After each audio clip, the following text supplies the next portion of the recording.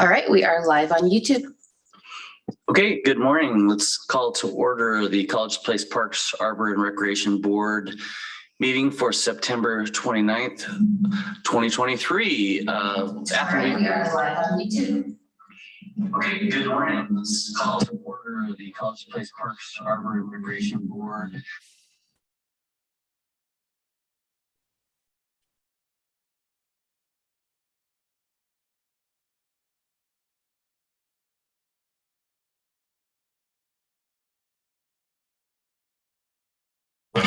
Okay, Athen, will you take a roll call?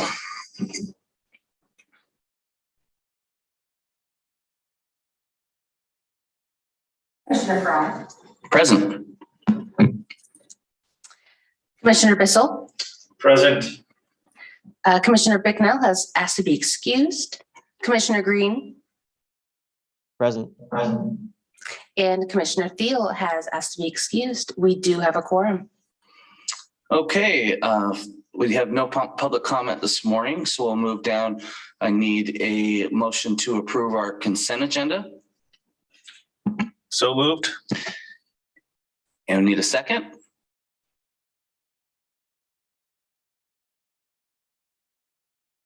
Second.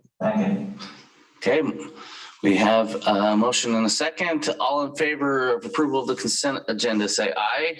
Aye. Aye. Okay, consent agenda is approved.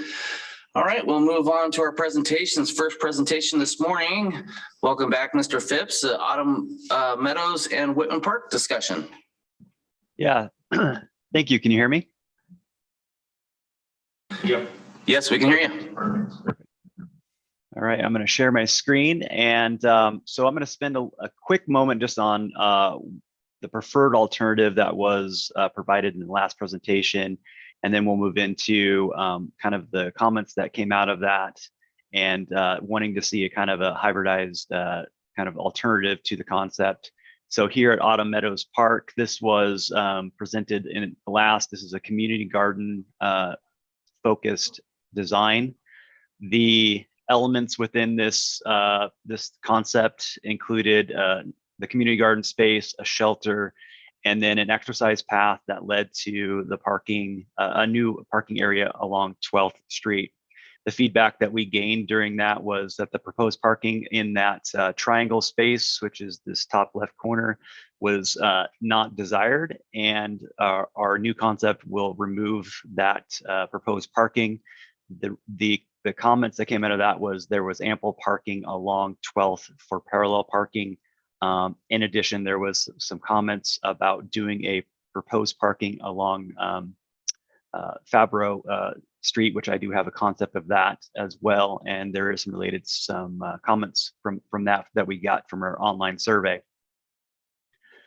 So we didn't, as a result of this presentation, the board asked to do an online survey to get community engagement, and this was to determine how much desire was from a community gardening, knowing that it is a community-led effort and maintenance is a high desired.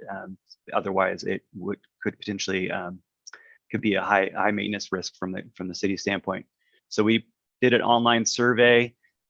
Our first response occurred on September 8th, and we ended the survey on September 20th. We gave the community 4 options to choose from that were ranked essentially by a pull down drop menu from 1 to 4, what was preferred, and that value gave a score, which is shown on the third column there. The 4 options that we gave was all of them included a trail, and then it was a combination of either playground, picnic shelter, playground and open space, a community garden and picnic shelter, and then picnic shelter and open space. So really flip-flopping those 2 elements in addition to the trail. 62 individuals responded to that. You can see that there's times ranked. That just indicates that if an individual started the survey but didn't complete from the 62 that initiated, that's where you're getting the different numbers. As you can see, the top ranking at 177 total points was a trail, playground, and picnic shelter, followed by a trail, playground, and open space. The community garden coming at third, and then essentially eliminating the community garden but doing a picnic shelter and open space came in last. 21 people added some additional comments. It varied on, on the response. Some really liked the community garden aspect. There was some kudos to the city. There was indication that the parking was not desired on Fabro. There was some community garden sounds nice, but it may turn into a bunch of weeds, which was some of the concerns that we heard last time. And it varied, but generally it was well received, but there was concern on how much parking and what that did in terms of access. So this was the exhibit that we provided parks on a proposed concept. We haven't done a full site analysis of where wetlands or riparian areas might occur, but this was an option that was discussed for Foulblight Drive to allow more closer accessible parking to Autumn Meadows Park. So five stalls, 2 of those being ADA, and a connection to the existing sidewalk. Now I'll go into the concept, alternative concept that was desired as a result. The comments that came back from the board was to essentially eliminate the community garden and maybe just add the shelter with some picnic tables, and obviously remove that parking lot that was along 12th. So we've done that. It's just connecting into what exists there now, but we maintained the exercise path as is. The intent of that was that would provide a general looped opportunity for an individual to essentially navigate the entire park, using Newgate Drive as on the sidewalk, and then entering the park and then making its way back up to 12th and around as an opportunity for some exercise. The shelter with picnic tables was provided on a large concrete space, and then really it was a lot of open space left over for open grass fields, kind of active and passive recreation opportunities. So a little bit less involved in the community garden, but a lot more improv play, if you will, in terms of open space and grass. Before we move on to Whitman, I can field any questions or comments at this time.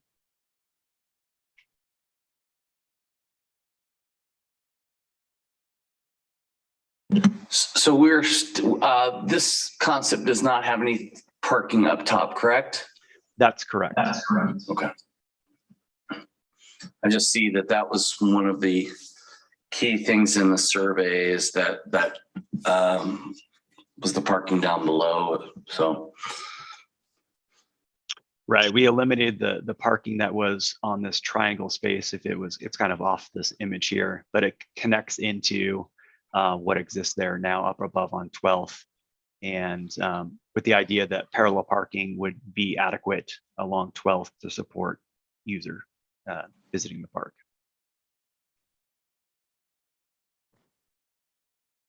I had a couple of thoughts that came up for me. One being the loss of the orchard trees or some kind of trees in the open area was one that I was a little, I think it makes sense in some ways, but I think the shade that comes from them, at least in time, is worth having.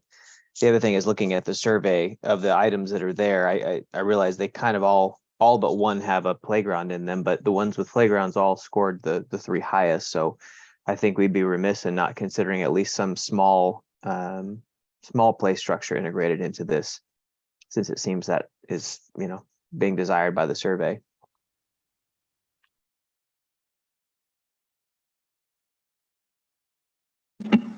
Can you comment on how long the trail is? Do you know about the length of it?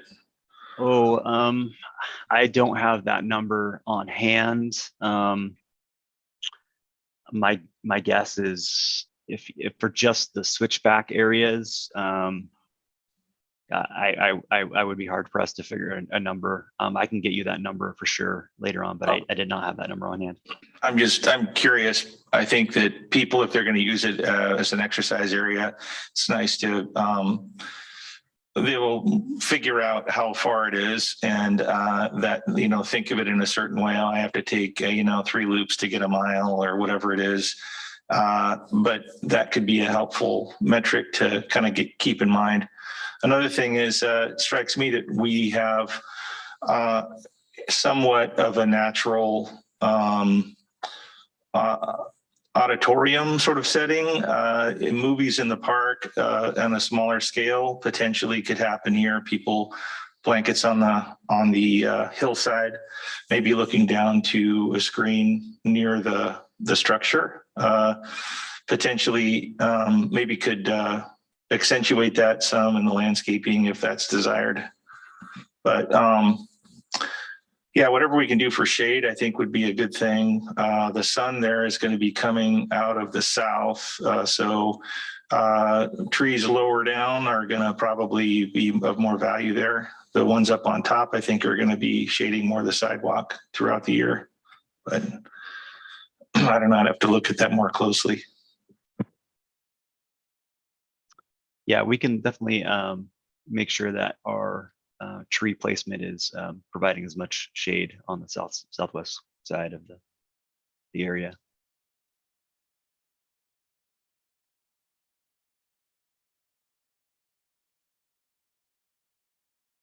Is there any other? Sorry, to Jordan's point about the feedback from the survey on the playground equipment, I'm kind of bouncing between concept 1 and concept 2. Concept 1 is really heavy with play equipment. Do you see sort of a compacted, smaller version of any of that being able to merge with from concept 1 to be able to merge with concept 2 and still keep I really like, I think this concept 2 is really classy, and I think it's just looks like a beautiful serene place. I don't want to sort of disrupt it with too much action, I think, but I think since that's been asked for, I wonder how that might fit. Yeah, you would be limiting one function for the other if you could try to combine both of these. Your play structure would have to be kind of on the small side to provide room, and really comes down to the steepness of the existing slopes that are current there. When you start to add your play structure into it, if it's going to be a smaller structure, you'd have to have a very flat space, and that's going to limit your kind of leftover remaining spells. If the constraint that you're aiming for is still to be trail design ADA compliant, 8% or less on your grades, which is why we have these switchbacks. On that concept 1, we did do a hillside playground, but that was the main function in that design. And I do have that available if we want to look at it too, from that playground. The one we have is not the hillside design. It is more, the rabbit meadow and the duck aviary. So I'm seeing like a couple of climbing structures in a small, This one? Yeah. Yes, sir. So I'm wondering if we stay with the half of that's closest to us, what is that feasible to fit that in with the existing picnic shelter? You're talking about this feature here? Well, I'm not, but I'm not talking about keeping all of it. I'm Right. talking about maybe only keeping the half that has the, it has like, looks like 2 little climbing things and a small slide.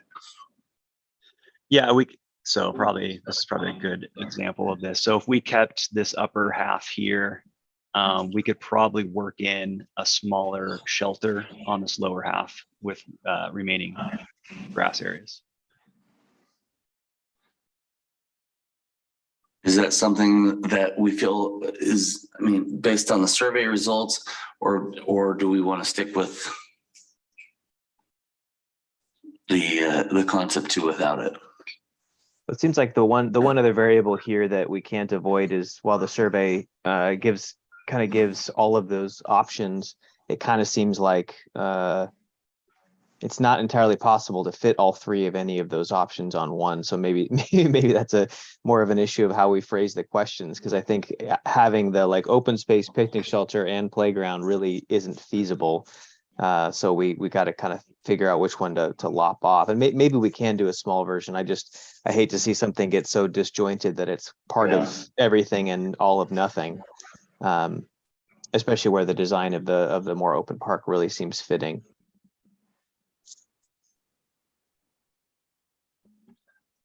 I concur with sort of the idea that we try to keep it simple. I think that will have benefits for maintenance. If we have, if we direct people who want to use playground equipment and entertain small children towards the project at Lions Park, that might be better suited for sort of consolidating resources. I see this as sort of a picnic area / exercise zone. You know, we may be able to add a few other little features there to make it more interesting for the younger set. But the simplicity of it, I think, just given the space, is probably a good idea. You know, we want to be responsive to people who are making comments, and that's, and I think, an important aspect of what we're trying to do, and what I think what Jim's trying to accomplish is we don't want to be deaf to those concerns or questions or desires. But given the space, simplicity, in my view, is probably a benefit. Yeah, I agree. I think it will become sort of muddled. And I think this really, you know, I think people, there's an inherent, like, it's a park, where's the play areas, sort of comes with that, until they see a park that sort of serves a different purpose. And certainly with what we're looking at, you know, what Lions is going to look like, and then ultimately what this Whitman Park is going to bring is more of that recreational. And so I think this brings a different sort of point of view, and I think it just is a really cool looking design, and I think people will really be drawn to it. I agree, and I think especially if the city can begin to kind of brand this park that way, a place for quiet morning reflection, and potentially doing other kinds of exercise classes and things like that out there through the warmer season. Having this be an intentionally quiet space compared to some of the other parks, which are very much not going to be that way. I think that could be a really unique way to set this park aside or apart from the other parks in town. And we talked about that last month, that really is something we want to prioritize, is not having a bunch of parks that are all serving the same purpose. And I think this very much helps us do that. Yeah, and Jordan, I think as you said that, made me think, I think this really fits the name, Perseverance Park. Yeah. I mean, I really think that it's about things other than just you know, playtime, right? I think it's Agreed. So well, and if Blue Zones it manages to stay on in the community, as I think they're hoping to do, this may be a great space for partnering with them to do things around health and wellness and things like that in the community. good point. Okay, any other comments? And then we'll move over to the Maple Street concept. All right, let's move over to Maple Street. All right. I'll present what was the preferred concepts between the two original presentations, and then some of the comments out of that will be focused on the hybridized version that we saw. So this is our pump track with a pickleball courts. We had 2 pickleball courts. Some of the comments that came out of this was some of the colors that were used were a little bit too vibrant. So you'll see some kind of subdued colors in our next concept. And really the comments from this design was, can we fit in a playground area here and potentially maybe just go with 1 pickleball court? So I'll move on to our new version. So we've got 1 pickleball courts, 1 playground that bisects the use between pickleball courts and and the pump track plan view here. And how we reinforce the separate uses is we're using some of the dry creek bed that was really liked from the original concepts. We're playing that up to break up the different uses. We're providing a lot more picnic table opportunities, which was another comment. There was a comment about adding some picnic tables in front on the lawn area. But as a result of this play structure being included, we have to reduce one of the pickleball courts on this one. Here's a view from Maple Street, crosses the existing swell that exists there. Now we're making it up into a dry creek bed, so it has an aesthetic associated with that function. And then this is a good kind of representation of a down perspective of the playground next to the pump track. We try to, bisect those functions with not only the dry creek bed look, but also the paths. So we don't have a direct connection. So a user that's coming to the site is making a decision of where they're going to go based on the desired recreation that they're planning to do. The pump track did not change from the original concept, so that is has not been affected in any way. Just get another view of the look here. Pickleball court on the left-hand side with dedicated seating opportunities for the next person ready to play. And then you can see some trees and the dry creek bed that bisects the playground and the pickleball court. So I welcome any comments on this one. And we did not do a survey for this. I think it's awesome. Yeah, we just, other than concrete crocodiles in the moat, I think we nailed it. This one, it looks amazing. This feels a bit like having our cake and eating it too. You really managed to kind of give us everything we wanted in one place. So I'm super excited about this one. Yeah, I agree. Very, very well done. Appreciate that. Well, any other comments on either of these? These will be action item for us to push this forward to the city council. So Jordan, Leif, any other questions for Robert before he goes? Well, I would ask Mike, are there other things that you are concerned about that you'd like for us to sort of mull over?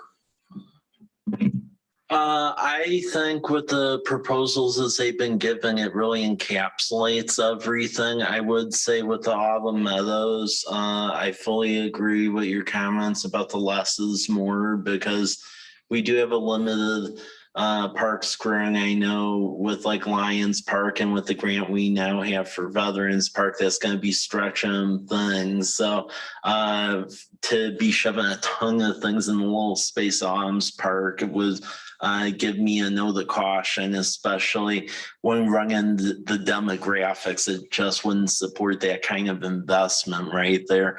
So I do agree with those comments, but we're a conversation one I think covers everything well. And we're running this on an express time frame because there's some grant opportunities coming up in the next month. Yeah, I would like to use both of these to chase those. So from us, you're looking for what sort of resolution or action?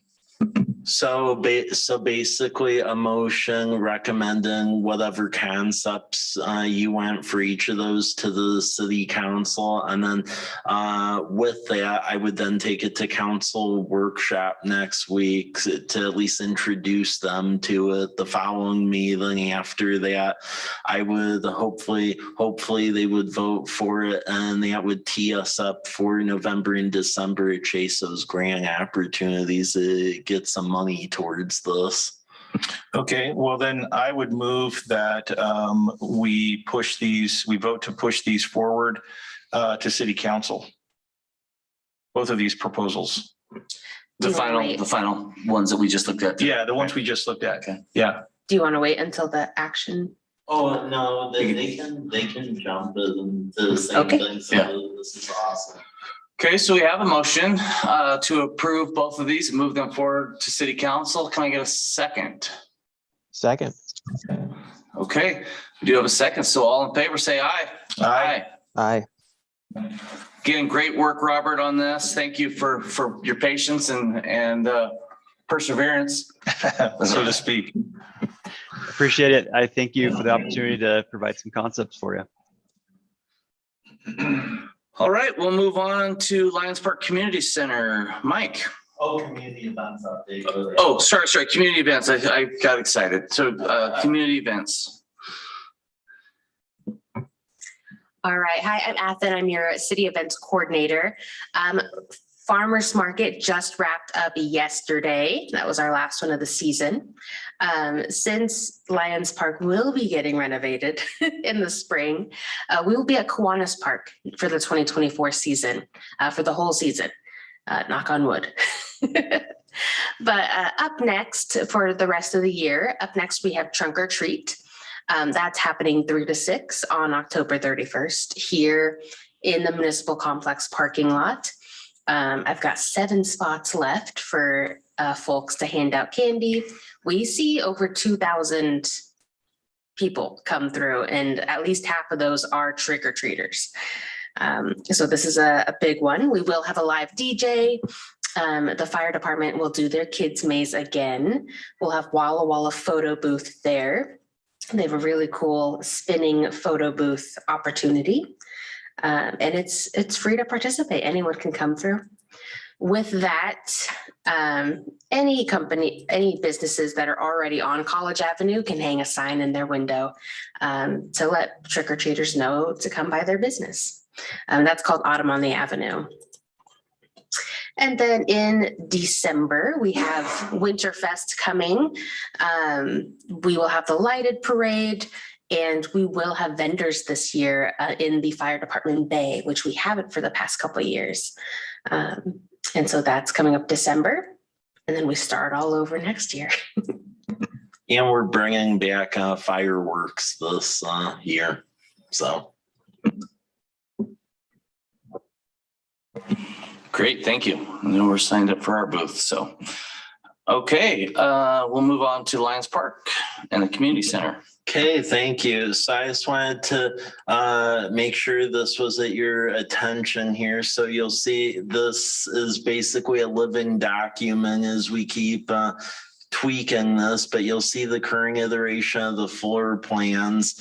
Community-minded enterprises, they've turned in the ELF grant. The other key thing is this went before the Rural Library District Board of Directors, and they voted to go with this essentially and have the branch go into this concept. And I believe they'll be looking to reposition their site adjacent to the high school for other uses or other interests. Jim. We're trying.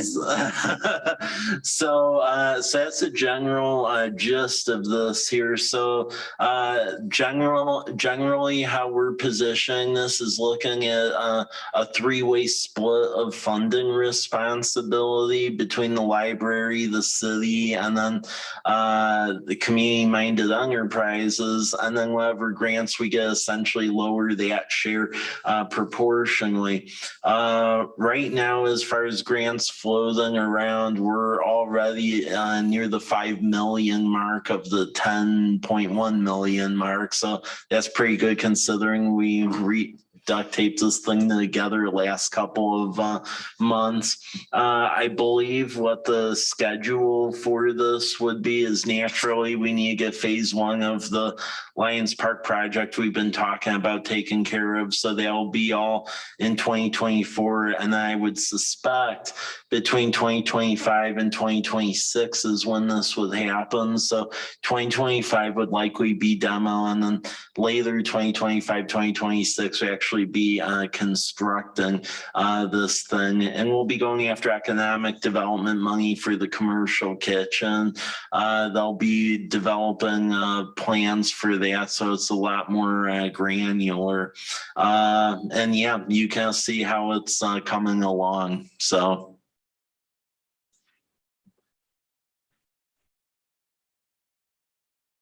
So when I think of 2 stories, what do you estimate the roof line will be at height-wise?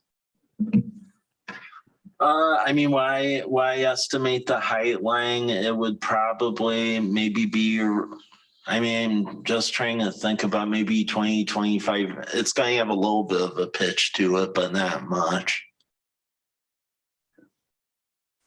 As you saw in the earlier iterations, this is a very glassy type structure, the backside of it. Okay, any comments or feedback? I just want to say well done to Mike with keeping the pressure on this project, because obviously with how fantastic the park's going to be, having this come alongside it is such a huge win for the community. And I know it's come together and fallen apart a couple of times. So to see it look like it's gonna make its way through and probably be the best version of it we've seen to date, I'm very excited for. And I think it'll be definitely the center of the community. So, okay, thank you, Mike. U.S. Forest Service Urban Forestry Grant. Thank you. So we put in for this couple months ago. Out of only about 5 of them that were funded across the state, we were from the U.S. Forest Service. So what this means is throughout the next couple of years, we now have $730,000 in grant money. And what we'll be able to use that for is to put trees along Majanier Road as we rebuild that roadway. Also, the new east-west road that'll go across the Stone Creek development to eventually the school district property and then College Avenue. And then also to put trees along the multi-use path on Whitman Drive, the portion that we are in the process of, knock on wood, annexing into the city between Homestead and Hampton Lane, because that's our portion. And there's and then whatever's left over, I put in there that we could use it to go put some things along Southeast 12th, but that was the lower priority compared to the other 3. The grant funds also pay for a new sprinkler irrigation system for those corridors. How far down, Mike, does it go? The tree question, how far, you're saying just like up to Martin Field? It goes along the whole perimeter of the Martin Airfield property. So basically right when you get near that turn where then it goes away from Martin Airfield, past that like driveway where John Hade's house is, that's like the limit of our corporate limits. So we could have trees all along there. Yeah. Okay. Okay. Yeah, that's great. It could use it. Yeah. Yeah, Absolutely. so otherwise it's sort of the march through the desert in the summertime. And one thing I'll note for people listening, our ability to put trees out there, that's completely predicated on us like annexing Martin Airfield. Luckily, Mike Corliss and Tarragon, they have filed that petition. It's going through the motions now. So there'll be a last hearing on that October 10th. But once it's brought in, then that also becomes our road up until Hampton Lane. So then we're able to do improvements like that. So would College Place then have an airport? Or would that be considered a College Place airport, or just what does the annexation mean? And does that open doors for development, or what does that do? So all that does is they have the ability to hook up into public utilities. And from everything that's been expressed with us, they're going to make substantial investment into improving the airport and building hangars for the various folks flying in, because apparently there's a big waiting list at both the main airport and this one. So they're basically doubling down and improving it. And they need to annex because per state law, you can't be hooking up a city utilities unless you're in a city limit. So, and then they were also wanting some assistance looking at future infrastructure planning grants, and those are completely barred from going after unless they're also in the city. Okay. So. Sounds good. Yeah. That's a good thing then to happen. Yeah. I think the airport needs to be acknowledged as a treasure and not something to take out and put houses in for. It is something, aviation infrastructure is a limited and decreasing asset nationally. And for us to do anything other than push that forward, I think would be a mistake. As far as the aviation aspect, we want to try to retain that as part of our community, in my opinion. Oh, and one other thing to note about just on the tree topic, with the vice principal at Davis, we did set the day for the local Arbor Day. So that'll be Tuesday, October 24th at 10 a.m. at the Kiwanis Park. So. Well, I'll just add, thank you. No, I'll add, I'm really excited about the trees along Whitman there. My family and I use that park or that trail multiple times a week to go ride, and also just the preservation and expansion of the airport. That's one of my favorite parts about riding our bikes out there is getting to watch the planes like every night taking off and landing, and while we're out there, it just adds another layer of entertainment to the process. So having some trees will be amazing. The whole thing sounds great. Yeah, and after reading the 115-page report, no, I'm kidding. But I did look through it, and this isn't just about trees. This is a strategy, and I really appreciate the science behind about being strategic with the percentage that you line certain areas with, and what that does to improve, and so it's not just like not that you would do anything haphazardly, Mike, but it is a very well thought out plan that with strategic improvements. So with that, I'd like to call for a motion to approve the local road ROW urban forestry management plan. So moved. And second, All in favor, say aye. Aye. Motion carries. And that is our final item for today. So next meeting is October 27th, 2023. And get a motion to adjourn. So moved. Second, Jordan? Second. All right, all in favor? Aye. Aye. Aye. We are adjourned. Thanks, guys.